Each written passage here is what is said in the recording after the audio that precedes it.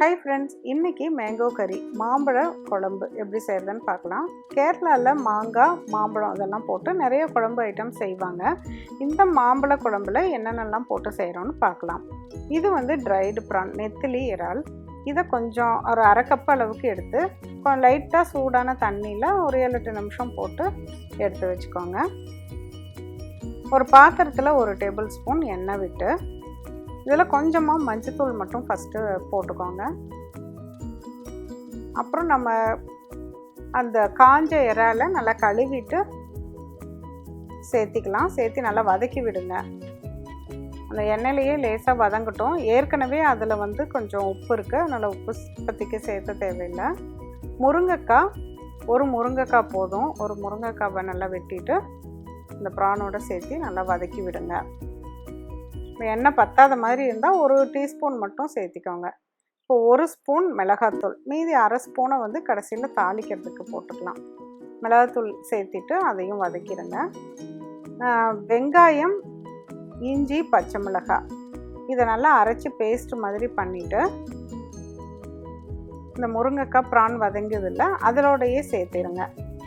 அதோடையே சேர்த்து நல்லா வதக்கி விடுங்க. வதங்கினதுக்கப்புறம் கொஞ்சம் தண்ணி விட்டு மூடி வச்சுருங்க.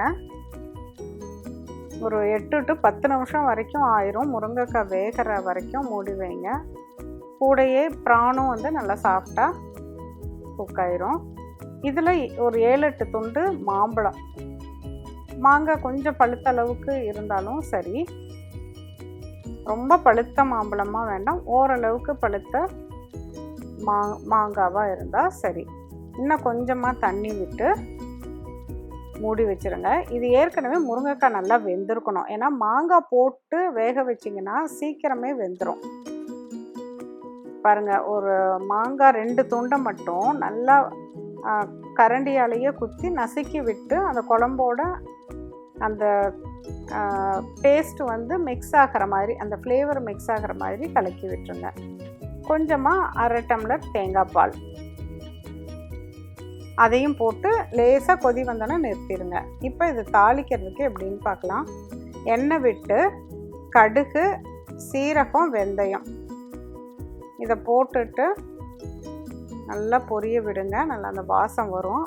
அந்த டைமில் சின்ன வெங்காயம் 7-8 சின்ன வெங்காயம் இப்படி ரவுண்டாக அரைஞ்சிக்குங்க. அப்போ தான் வந்து தாளித்து குழம்புல கொட்டுறப்ப அதை பார்க்குறதுக்கு நல்லாயிருக்கும். இந்த வெங்காயமும் நல்லா வதங்க விடுங்க. ரொம்ப கொசன்னு ப்ரௌன் ஆகிற அளவுக்கு வேண்டாம். நல்லா வதங்கி அந்த இதுலேயும் அந்த வாசம் வரும். அந்த டைமுக்கு அப்புறம் நீங்கள் வந்து ஒரு பச்சை மிளகாவை மட்டும் நல்லா கீறி சேர்த்திக்கோங்க. பச்சை மிளகாய், கொஞ்சம் கருவேப்பிலை அதையும் போட்டு வதக்கி விட்டுட்டு ஒரு அரை டீஸ்பூன் மிளகாத்தூள், 2 டீஸ்பூன் கொத்தமல்லி தூள். ஏன்னா ஏற்கனவே நம்ம மிளகாத்தூள் எல்லாமே சேர்த்திருக்கோம். அதனால் இது வந்து தாளித்து கொட்டுறதுக்கு தான். இதை போட்டு மிக்ஸ் பண்ணிவிட்டு இந்த குழம்புல இப்போ சேர்த்திடலாம். இந்த குழம்புல வந்து கடைசியில் மிளகாத்தூள் இந்த காரத்தை எல்லாம் நம்ம தாளித்து கொட்டுறப்ப அந்த குழம்போட கலரே மாறிடும். லேசாக ஒரு கொதி மட்டும் விடுற அளவுக்கு சூடு பண்ணிவிட்டு அப்படியே நிறுத்திடுங்க. அப்படியே நிறுத்திட்டு வேறு பாத்திரத்தில் மாற்றி சூடான சாதத்தோடு பரிமாறுங்க. இன்னும் ஒரு புதிய ரெசிபியோடு உங்களை சீக்கிரம் மீட் பண்ணுறேன். தேங்க்யூ.